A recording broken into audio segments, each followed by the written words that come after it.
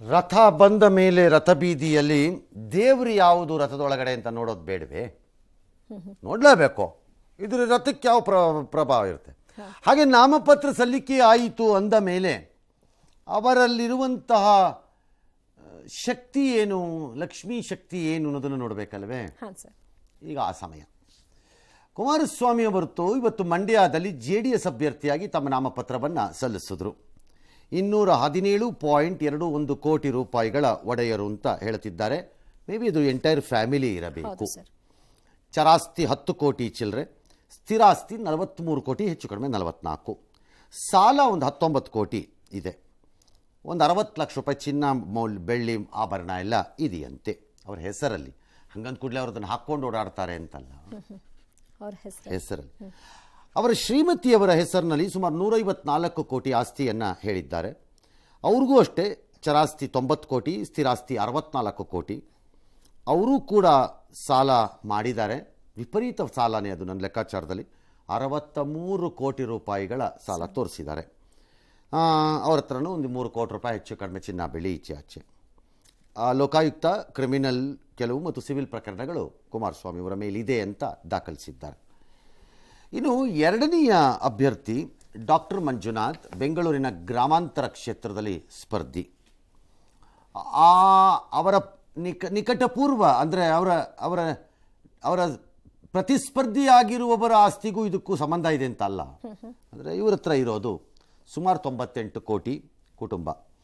Again ಸ್ಥಿರಾಸ್ತಿ 36, ಚರಾಸ್ತಿ 6 ಕೋಟಿ, 7 ಕೋಟಿ ಹೆಚ್ಚು ಕಡಿಮೆ. ಒಂದು 3.25 ಕೋಟಿನ ಸಾಲ ಬೇರೆ ಇಟ್ಕೊಂಡಿದ್ದಾರಂತೆ. ಡಾಕ್ಟರ್ ಹೆಸರು ಒಂದು 55 ಲಕ್ಷದ ಒಂದು 2 ಕಾರ್ ಇದೆಯಂತೆ. ಅವರು ಶ್ರೀಮತಿ ಹತ್ರ ಒಂದು 17 ಪಾಯಿಂಟ್ ಎಷ್ಟೋ ಚಿಲ್ಲರೆ ಕೋಟಿ ಇದೆ, 35 ಕೋಟಿ ಸ್ಥಿರಾಸ್ತಿ ಇದೆ ಅವ್ರ ಹತ್ರನೂ. ಅವ್ರ ಶ್ರೀಮತಿಯವರು ಕೂಡ ಸುಮಾರು ಒಂದು 11 ಕೋಟಿ ಸಾಲ ಇಟ್ಕೊಂಡಿದ್ದಾರೆ. ಅವ್ರ ಹತ್ರನೂ ಒಂದು 4 ಕೋಟಿ ಮೌಲ್ಯದ ಚಿನ್ನಾಭರಣ ಎಲ್ಲ ಇದೆಯಂತೆ. ಡಾಕ್ಟರ್ ವಿರುದ್ಧ ಯಾವುದೇ ಪ್ರಕರಣ ಇಲ್ಲ. ಓಕೆ. ಇನ್ನು ಕಾಂಗ್ರೆಸ್ಸಿನ ಮುದ್ದನಮೇಗೌಡರು 9.81 ಕೋಟಿಯ ಆಸ್ತಿಯನ್ನು ಘೋಷಣೆ ಮಾಡಿದ್ದಾರೆ. ವಿವರಗಳೇನು ಹೆಚ್ಚಿಲ್ಲ ಇಲ್ಲಿ, ಹಂಗೆ ಕೊಟ್ಟಿಲ್ಲ. ಇದು ಇವರೊಬ್ಬರದ್ದೇನಾ ಇಡೀ ಕುಟುಂಬದ ನೋ ಐಡಿಯಾ. ಇನ್ನು ಬೆಂಗಳೂರು ಗ್ರಾಮಾಂತರ ಕ್ಷೇತ್ರದಲ್ಲಿ ನಾಮ ರಾಜಕೀಯ ನಡೀತಾ ಇದೆ. ಬಿಜೆಪಿ ಅಭ್ಯರ್ಥಿಯಾಗಿ ಡಾಕ್ಟರ್ CN ಮಂಜುನಾಥ್ ಸ್ಪರ್ಧೆ ಮಾಡಿದ್ದಾರೆ. ಇದೇ ಹೊತ್ತಲ್ಲಿ ಮಂಜುನಾಥ್ ಹೆಸರಿನ 4 ಸ್ಪರ್ಧೆ ಬಯಸಿ ಉಮೇದುವಾರಿಕೆ ಸಲ್ಲಿಕೆ ಮಾಡಿದ್ದಾರೆ.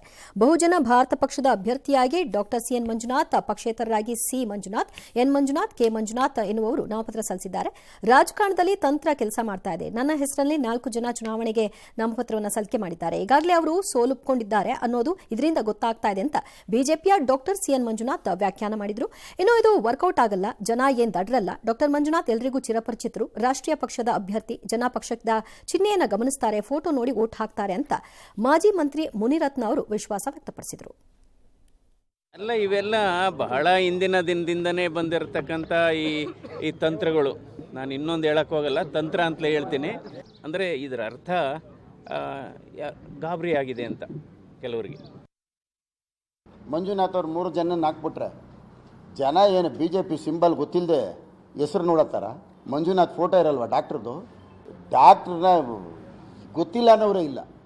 ನ್ಯಾಷನಲ್ ಪಾರ್ಟಿ 1 2 3 ಇರತ್ತೋ, 1 2 4 ಇರತ್ತೋ ಅಷ್ಟೇ ತಾನೇ. ಇನ್ನೂ ಸ್ವಲ್ಪ ಜಂಪ್ ಹೊಡೆದ್ರೆ 5 ಬರ್ಬೋದೇನಪ್ಪ. 25 ಅಂತೂ ಬರಲ್ವಲ್ಲ. ಬರ್ತಾರೆ, ಡಾಕ್ಟರ್ ಮಂಜುನಾಥ್ ಹುಡುಕ್ತಾರೆ, ಈ ಕಡೆ ಫೋಟೋ ನೋಡ್ತಾರೆ, ಈ ಕಡೆ ಕ್ರಮ ಸಂಖ್ಯೆ ನೋಡ್ತಾರೆ, ಈ ಕಡೆ ಸಿಂಬಲ್ ನೋಡ್ತಾರೆ. ಇಂತಹ ಸಮಸ್ಯೆಗಳು ಬಹುಕ್ಷೇತ್ರಗಳಲ್ಲಿ, ಬಹು ರಾಜ್ಯಗಳಲ್ಲಿ ಬಹುಬಾರಿ ಬಂದಿದೆ. ಆಗ ಅಲ್ಲಿ ಅಭ್ಯರ್ಥಿಗಳು ಎಚ್ಚರಿಕೆಯ ಸಂಕೇತವಾಗಿ ಏನು ಮಾಡಿರ್ತಾರೆ ಅಂತಂದರೆ, ಹೋಗಿದ್ದ ಕಡೆಗೆಲ್ಲ ಮಾಡೆಲ್ ಬಾಕ್ಸ್ ಏನಿದೆ EVMದು ಅದನ್ನು ತಗೊಂಡು ಹೋಗ್ತಾರೆ. ಅವ್ರದ್ದು ಎಲ್ಲಿ ಬರುತ್ತೆ ಅನ್ನೋದು ಇತ್ಯರ್ಥ ಆಗತ್ತೆ ವಿತ್ಡ್ರಾ ಎಲ್ಲ ಆದಮೇಲೆ. ವಾಪಸ್ ಹಿಂಪಡೆಯುವ ದಿನಾಂಕ ಮುಗಿದ ನಂತರ ಬ್ಯಾಲೆಟ್ಟು ಸೀರಿಯಲ್ ಎಲ್ಲಿ ಹೇಗೆ ಬರುತ್ತೆ ಅನ್ನೋದು ತೀರ್ಮಾನ ಆಗೋಗುತ್ತೆ. ಅದನ್ನು ಇಟ್ಕೊಂಡು ತೋರಿಸ್ತಾರೆ. ಮರಿಬೇಡಿ, ನಂಬರ್ ಮೇಲಿಂದ, ಕೆಳಗಿಂದಲ್ಲ ಮೇಲಿಂದ. ಯಾಕಂದರೆ ಕೆಳಗಿಂದ ಹೋಗ್ಬಿಟ್ರೆ ಯಾರಿಗೋ ಹೋಗ್ಬಿಡುತ್ತೆ. ಮೇಲಿಂದ 4 ಕಮಲ ಅಥವಾ ಹಸ್ತ ನೋಡಿ ಅಂತ ಅದನ್ನು ಹೇಳ್ತಾರೆ. ನೀವು ಬೇಕಾದ್ರೆ ಹೇಳ್ಕೋಬೋದು ನಿಮಗೆ ಬೇಕಿದ್ರೆ. ಜನರ ಬುದ್ಧಿವಂತಿಕೆ ಪರೀಕ್ಷೆ. ನಾಮಪತ್ರ ಸಲ್ಲಿಕೆಯ ಕೊನೆಯ ದಿನವಾದ ಇವತ್ತು ಮಾತಿನ ಮತಾಪುಗಳು. ಮತ್ತೆ ದೀಪಾವಳಿ ಅಂದಾಗ ಶಾಸ್ತ್ರಕ್ಕೆ ಅಂತ ಕೆಲವರು ಪಟಾಕಿ ಹೊಡೆಯಲ್ವೇ? ಹೌದು. ಹಾಗೆ ಚುನಾವಣೆ ಬಂದಾಗ ಈ ಮಾತಿನ ಮತಾಪಗಳು ನಡೀದೆ ಹೋಗ್ಬಿಟ್ರೆ ರಾಜಕೀಯ ಅನ್ಸ್ಕೊಳ್ಳೋದು ಸ್ಮಶಾನ ಮೌನದಲ್ಲಿ ಚುನಾವಣೆ ಮಾಡೋಕ್ಕಾಗತ್ತಾ? ಅಬ್ಬರ ಇರ್ಲಿ. ಬರ ಪರಿಹಾರ ರಾಜಕೀಯ. ಚಿತ್ರದುರ್ಗದಲ್ಲಿ ಮುಖ್ಯಮಂತ್ರಿಗಳು ಮಾತನಾಡಿ ಗೋ ಬ್ಯಾಕ್ ಕಾರಜೋಳ ಅಂದರು. ಯಾಕೆ ಅಂದರೆ ಮುಧೋಳದಿಂದ ಇಲ್ಲಿಗೆ ಬಂದ್ಬಿಟ್ಟಿದ್ದಾರೆ, ಅವ್ರನ್ನ ಗೋ ಬ್ಯಾಕ್ ಅಂದ್ಬಿಡಿ ನೀವು ಅಂತ ಹೇಳಿಬಿಟ್ಟಿದ್ದಾರೆ ಅವರು. ವಂಡರ್ಫುಲ್ ಹೇಳ್ಬೋದು, ಅದಕ್ಕೆ ಆಮೇಲೆ ನೋಡೋಣ ಮುಂದಕ್ಕೆ. ಇನ್ನು ತುಮಕೂರಿನಲ್ಲಿ ಮೂಲ ವಲಸಿಗ, ನನಗೆ ಅಂಡರ್ಸ್ಟ್ಯಾಂಡೇ ಆಗ್ತಿಲ್ಲ ಈ ಮೂಲ ವಲಸಿಗ ಗೋ ಬ್ಯಾಕು ಎಲ್ಲ. ದೇವೇಗೌಡನ RSS ಬಗ್ಗೆ ಮಾತಾಡಿದ್ದಾರೆ. ನಿಖಿಲ್ ಕುಮಾರಸ್ವಾಮಿ ಮತ್ತು ಸುಧಾಕರ್ ಚಿಕ್ಕಬಳ್ಳಾಪುರದಲ್ಲಿ, ರಾಮನಗರದಲ್ಲಿ ಇಬ್ಬರೂ ತಮ್ಮ ತಮ್ಮ ಸೋಲನ್ನು ನೆನಪಿಸಿಕೊಂಡು ಒಂದು 4 ಕಣ್ಣೀರು ಹಾಕಿದ್ದಾರೆ. ಕಾರಜೋಳ ಅಂತ ಬಂದಿದ್ದಾರಲ್ಲ, ಲೂಟಿ ಒಡೆದೋದು ಗಿರಾಕಿ, ಅಲ್ಲಿಂದ ಬಂದಿದ್ದಾರೆ. ಈಗ ಎಲ್ಲಿಂದ?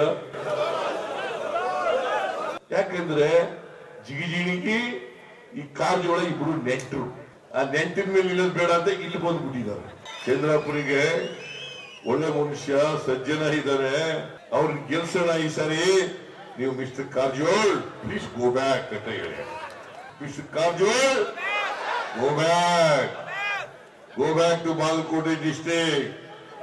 ಭಾರತೀಯ ಜನತಾ ಪಾರ್ಟಿಯ ಕಾರ್ಯಕರ್ತರಿಗೆ ಕೈ ಮುಗಿದು ನೀವು RSS ಮುಂದೆ ಬಂದರು. ಯಾರೋ ಹೊರಗಡೆಯಿಂದ ಬೆಂಗಳೂರಿನಿಂದ ಕರ್ಕೊಂಬಂದ್ ಸೋಮಣ್ಣ ಅಂತೇಳಿ ನಿಲ್ಸಿದಿರಲ್ಲ, ತುಮಕೂರು ಜಿಲ್ಲೆನಲ್ಲಿ ಯಾವನು ಒಬ್ಬ ಗಂಡಸು ಭಾರತೀಯ ಜನತಾ ಪಾರ್ಟಿನಲ್ಲಿ ನಿಂತ್ಕೊಳ್ಳೋಕೆ ಇರ್ಲಿಲ್ವೇನ್ರಿ? ದೂರ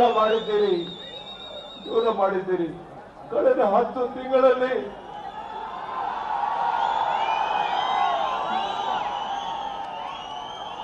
ಅಜ್ಞಾತ ವಾಸವನ್ನ ಅನುಭವಿಸಿದ್ದೀನಿ.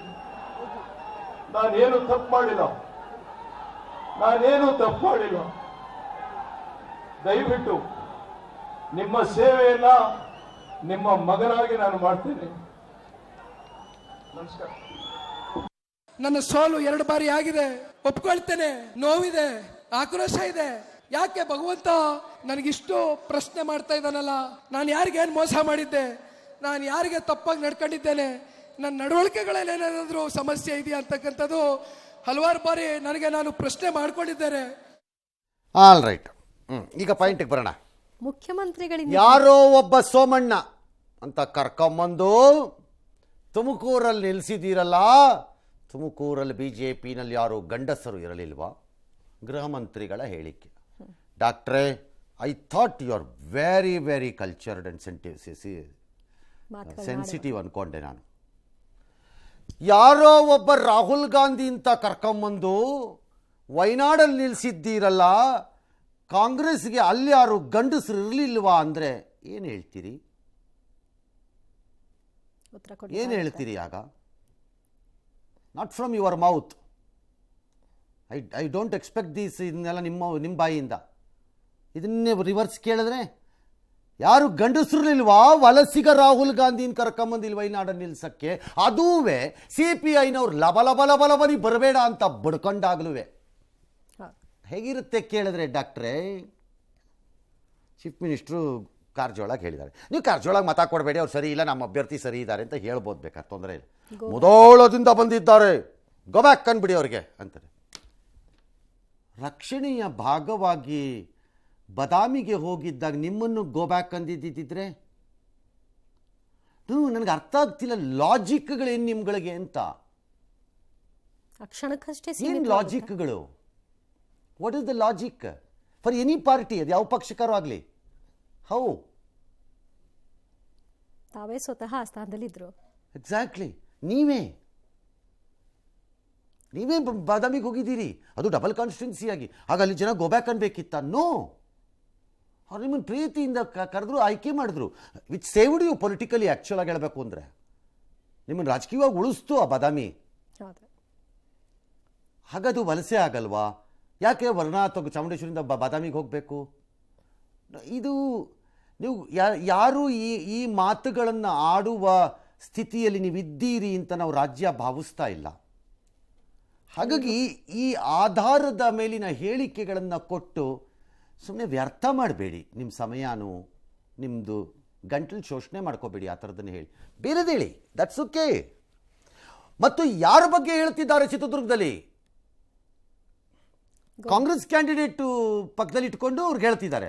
ನಿಮ್ಮ ಕಾಂಗ್ರೆಸ್ ಕ್ಯಾಂಡಿಡೇಟು ವಲಸಿಗಾನೆ, ಚಿಕ್ಕಮಗಳೂರಿಂದ ಬಂದಿರೋದು. Is not a native of Chitradurga ಅಲ್ವಾ? ನನಗೆ ಅರ್ಥ ಆಗ್ತಿಲ್ಲ, ಲಾಜಿಕ್ಗಳಿಂದ ದಾಟ್ಬಿಡ್ತಿದ್ದೀರಿ ಅನಿಸ್ತಿದೆ. ದಟ್ಸ್ ಓಕೆ ನಿಮ್ಮಿದು. ಇನ್ನು ಕಣ್ಣೀರು ಹಾಕಿದ್ದು ನನಗೆ ಗೊತ್ತಿಲ್ಲ ಅದನ್ನು ಎಷ್ಟು ಗಂಭೀರವಾಗಿ ಜನ ತಗೋತಾರೆ ತಗೊಳ್ಳಲ್ಲ ಅನ್ನೋದು. ಕೆಲವು ಸರಿ ಭಾವನೆಗಳನ್ನ ವ್ಯಕ್ತಪಡಿಸಕ್ಕೆ ಅಂತ. ಎಸ್, ಲೋಕಸಭಾ ಚುನಾವಣೆ ಅಖಾಡದಲ್ಲಿ ಕೆಲವರು ಮಾತನಾಡೋ ಭರದಲ್ಲಿ ವಿವಾದಾತ್ಮಕ ಹೇಳಿಕೆ ಕೊಡ್ತಾ ಇದ್ದಾರೆ. ಡಿಕೆ ಸುರೇಶ್ ಬಣ್ಣದ ಬಗ್ಗೆ ಸಿಪಿ ಯೋಗೇಶ್ವರ್ ಮಾತನಾಡಿದ್ದಾರೆ. ಪುಲ್ವಾಮಾ ದಾಳಿ ಬಿಜೆಪಿಯದ್ದೇ ಕೃತ್ಯ ಅಂತ ಗುಬ್ಬಿ ಶ್ರೀನಿವಾಸ್ ಮತ್ತೊಮ್ಮೆ ಮಾತನಾಡಿದ್ದಾರೆ. ಕಾಂಗ್ರೆಸ್ ಸರ್ಕಾರದ ಗ್ಯಾರಂಟಿಗಳನ್ನ ಬಿಜೆಪಿ ರಾಜ್ಯಸಭಾ ಸದಸ್ಯ ಜಗದೀಶ್ ಟೀಕೆ ಮಾಡಿದ್ದಾರೆ. ದೆಹಲಿಯಲ್ಲಿ ಬರಿಗೈಲಿ ವಾಪಸ್ಸಾದ ನಂತರ ಬಿಜೆಪಿಯ ರೆಬಲ್ ಮುಖಂಡ ಈಶ್ವರಪ್ಪ ಅವರು ಮಾತನ್ನ ಬದಲಾಯಿಸಿದ್ದಾರೆ. ಶಿವಮೊಗ್ಗ ಕಾಂಗ್ರೆಸ್ ಅಭ್ಯರ್ಥಿ ಗೀತಾ ಶಿವರಾಜ್ ಕುಮಾರ್ ಬಗ್ಗೆ ಸಾಫ್ಟ್ ಆಗಿಬಿಟ್ಟಿದ್ದಾರೆ. ಡಿ ಕೆ ಸುರೇಶ್ ನನಗೆ ಸಿಕ್ಕಿದ್ರಲ್ಲಿ ನಾನು ಹೇಳಿದೆ, ಯಾಕಯ್ಯ ಇಷ್ಟೊಂದು ಕಪ್ಪಾಗ್ಬಿಟ್ಟಿದ್ಯಾ, ನಿನ್ನ ಕತೆ ಜನ ಈ ಸಾರಿ ಚುನಾವಣೆಯಲ್ಲಿ ಗೆಲ್ಸಲ್ಲ, ಪುನಃ ಯಾಕೆ DC ಆಫೀಸಿಗೆ ಬಂದಿದ್ಯಾ ಅಂತ ಕೇಳಿದೆ ನಾನು ಅವ್ರನ್ನ. ಸುಮ್ಮನೆ ಬಂದಿದ್ದೆ ಜನ ನೋಡುವ ಅಂತ ಅಂದರು. ಕಳೆದ 16 ವರ್ಷಗಳಿಂದ ರಾಮನಗರ ತಾಲೂಕು ರಾಕ್ಷಸರ ಕೈಗೆ ಸಿಕ್ಕಿ ನಲುಗೋಗಿದೆ. ಈ ರಾವಣ ರಾಜ್ಯವನ್ನ ಕೊನೆಗಾಣಿಸಿ ರಾಮರಾಜ್ಯವನ್ನ ಸ್ಥಾಪನೆ ಮಾಡಬೇಕು ಅಂತ ಇವರೇ ದಾಳಿ ಮಾಡಿ ಸುಮ್ಮನೆ ಇವರೇ ಸತ್ಯಕ್ಕೆ ದಾಳಿ ಮಾಡಿದ್ರು. ಹೋದ ಸಾರಿ ಚುನಾವಣೆ ಗೆದ್ದುಬಿಟ್ರು. ಈ ಸಾರಿ ಶ್ರೀರಾಮನ ಬಾವುಟನ ಊರೂರಾಗ ಹಾಕಿ ಅಭಿಷೇಕ ಮಾಡಿ ಅಂತ ಹೇಳ್ತಾ ಬಂದ್ರು. ನಿಮ್ಗೆಲ್ಲ ಟೋಪಿ ಹಾಕಿ ಬರೀ ಹಿಂದೂ ಮುಸ್ಲಿಂ ಕ್ರೈಸ್ತ. ಅಮಿತ್ ಶಾ ಅವರು ದೆಹಲಿ ಕಳಿಸಿ ಅನೇಕರು ಮಾತಾಡ್ತಿದ್ದಾರೆ ಅಪಾಯಿಂಟ್ಮೆಂಟ್ ಕೊಡ್ಲಿಲ್ಲ ಅಂತ. ಅಲ್ಲ, ಅಮಿತ್ ಶಾ ಅವರ ಅಪೇಕ್ಷೆ ನೀ ಶಿವಮೊಗ್ಗಕ್ಕೆ ವಾಪಸ್ ಹೋಗು, ನಾಮಿನೇಷನ್ ಹಾಕು, ಗೆಲ್ಲು ಅನ್ನೋಂಥ ಅಮಿತ್ ಶಾ ಅವರ ಅಪೇಕ್ಷೆ ಅನ್ನೋದು ಮಾತಾಡ್ತಾರೆ. ಹಾಗಾಗಿ ಅವರ ಅಪೇಕ್ಷೆ ತಕ್ಕಂತೆ ಚುನಾವಣೆ ಸ್ಪರ್ಧೆ ಮಾಡ್ತೇನೆ. ಅದು ನಿಮ್ಮನ್ನು ನೀವು ಡಿಫೆಂಡ್ ಮಾಡ್ಕೊಳ್ಳೋಕ್ಕೆ, ಸಮಾಧಾನ ಮಾಡ್ಕೊಳ್ಳೋಕ್ಕೆ ಹೇಳಬಹುದಾದ ಹೇಳಿಕೆ ಈಶ್ವರಪ್ಪನವರೇ, ಅದಲ್ಲ ಮೆಸೇಜ್. ಅದು ನಂಬರ್ ಟು ನೀವು ಯಾವ ಮೋದಿ ಅಮಿತ್ ಶಾ ಈ ಥರ ಎಲ್ಲ ಸಂದೇಶ ಕೊಟ್ಟಿದ್ದಾರೆ, ಅವರ ಅಪೇಕ್ಷೆ ಇದು ಅಂತಿದ್ದೀರೋ, ನೀವು ನಾಮಿನೇಷನ್ ಹಾಕಿದ ದಿನ ಗೊತ್ತಾಗತ್ತೆ. The same party will tell the election commission he cannot use the name of the BJP or anything ಅಂತ ಹಾಕ್ತಾರೆ. ನೋಡ್ತಾ ಇರಿ ಆಯ್ತಾ. ಇನ್ನು ಯೋಗೇಶ್ವರ್ದು ಬಣ್ಣ ಅದು ಹಂಗಲ್ಲ ಅವ್ರು ಹೇಳಿರೋದು, ಬಿಸಿಲಿಗೆ ಇದು ಅಂತ.